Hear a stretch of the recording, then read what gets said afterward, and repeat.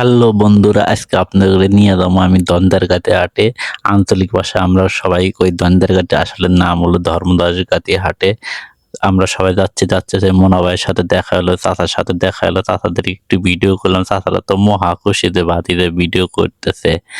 তাই তাদের সাথে সাথে আমার কণ্ঠ তেমন ভালো না, আপনারা সাথে থাকবেন আর ভিডিওটা শেষ পর্যন্ত দেখবেন। প্রথমে লাভ রিয়াকশন দেবেন, শেষে কমেন্ট করবেন। দেখতে যাইতে শামীম ভাইয়ের সাথে দেখালো, সে হাট করে মুচকি একটু হাসি দিল।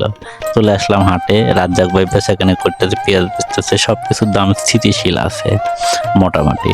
এই দেখেন, কার কোন সবজি পছন্দ হয় একটু জানাবেন, ঠিক আছে?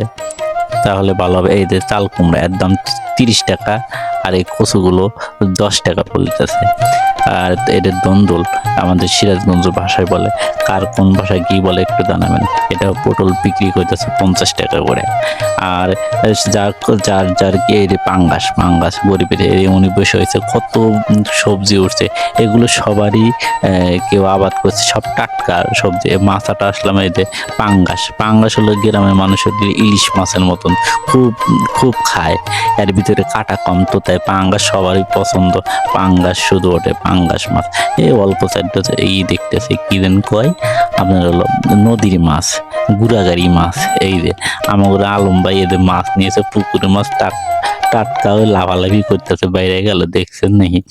ই বাবা রে, মাছ এইরকমই মাছ গ্রামের হাটের কত।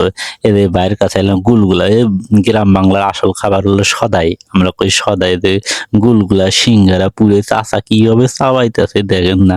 এই আমার বড় ভাই লেবু ভাইয়ের সাথে দেখা হলো অনেকদিন পর। লেবু ভাই কইতেছে, অসীম কি জন্য এরকম? এলাম ভিডিও করার জন্য।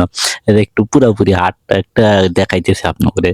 দেখেন ওই যে দন্দারগাতি হাট পুরাটুক দেখলেন, কত বড় হাট, দেখেন কত মানুষ। তবু দেখেন এই যে শামসু ভাই ঘিরে ধরছে, কলা নিতেছে, কাস্টমাররা ঘিরে দেয় জিলাপি।